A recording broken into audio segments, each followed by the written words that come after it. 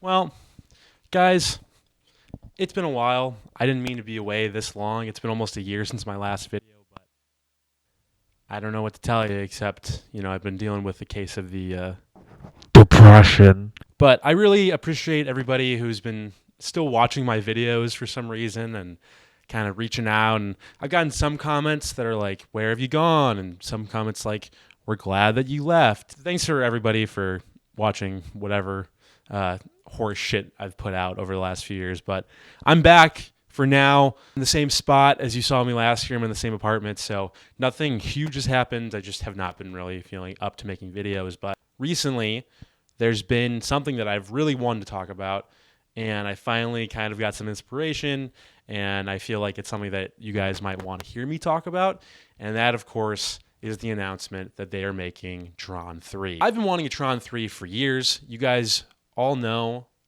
that I love Tron Legacy. It's one of my favorite movies ever. I put out a video essay about it about 3 years ago now that is one of my biggest videos I've ever put out on this channel, and I've wanted Tron 3 ever since I was like 10 years old. When the rumors started swirling shortly after I put my Tron Legacy video out, actually, that there was going to be Tron 3, I got super excited. And then, of course, when I heard that Jared Leto was attached to it, I was less excited. So before I get into like Tron 3 and my thoughts on Tron 3, I feel like it's really important to kind of talk about how we got to Tron 3. So I have notes. I took notes. I just kind of wanted to do kind of an off-the-cuff little thing for you guys and for myself just to get back in the swing of things. But let's talk about Tron Legacy, Tron 3, and kind of everything along those lines. So Tron Legacy came out in December 2010. It was an okay box office gross. There's 30 years in between the first Tron and Tron Legacy, and the first Tron was really more of a cult classic than it was a box office hit. There was excitement for Tron Legacy. It looked cool. It looked good.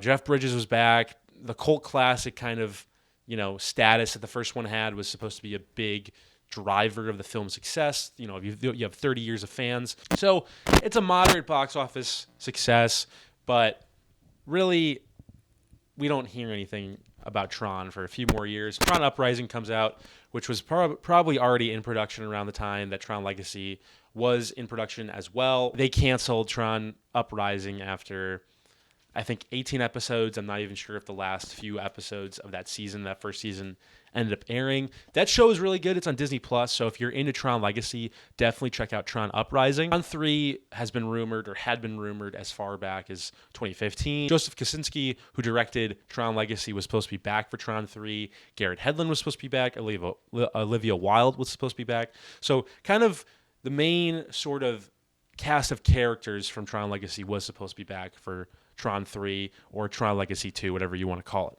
So apparently that film was greenlit in March 2015, but already by May 2015 it was basically dead in the water. If you guys remember Tomorrowland with George Clooney, that film and that film's kind of disappointing, box office results and critical results kind of killed that film, or killed Tron 3, excuse me. We didn't hear anything about Tron 3 for a few years, and then all of a sudden in 2020, I think after the film probably started getting a lot of success on Disney Plus, Garth Davis, who directed, I believe, the movie's Lion, it's with that guy from Slumdog Millionaire, he got tapped to direct in about, I think, August 2020.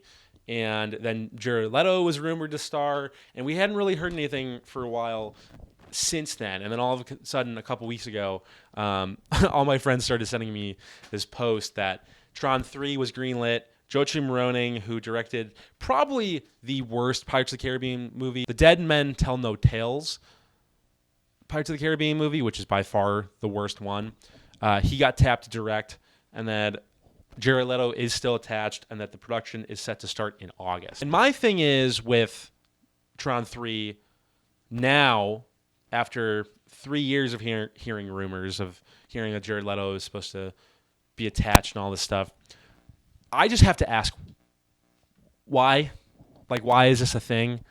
I don't get it. It just feels like something that is years in the making and was probably thought of shortly after Tron 3, the original one, got canceled, and Jared Leto was still a big movie star. I mean, just look at the guy's filmography from the last few years, and then take a look at kind of the the run-ins with the press he's had and kind of the controversies he's had and tell me that you want to see that guy in a movie again.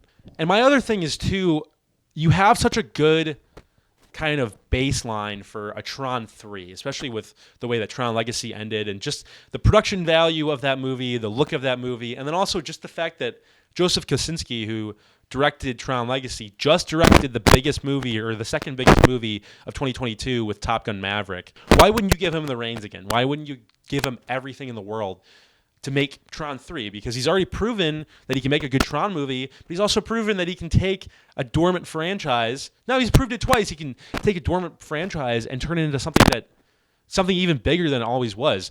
The first Top Gun was good and is a hallmark of 80s cinema, but it didn't make $1.6 billion like Top Gun Maverick did. I talked about there's a setup in the story for Flynn Lives. There's also a setup with Cillian Murphy and his character. He's very much the son of Dillinger from the first movie, and there's supposed to be something there with it, but now it's kind of just a phantom thread that will never be fixed or solved, I guess. It's very weird to me, the whole thing, just because Disney is still pushing the Tron Legacy aesthetic in its theme parks. Like Shanghai Disneyland has the Tron ride. They're opening it up pretty soon in Florida. And it's all very Tron Legacy. Like it's the exact same light cycle design, world, look. It's all very Tron Legacy. So I don't understand why you wouldn't go back to the well that was Tron Legacy, that was Joseph Kosinski's direction, Garrett Hedlund, Olivia Wilde, whatever you think of her now.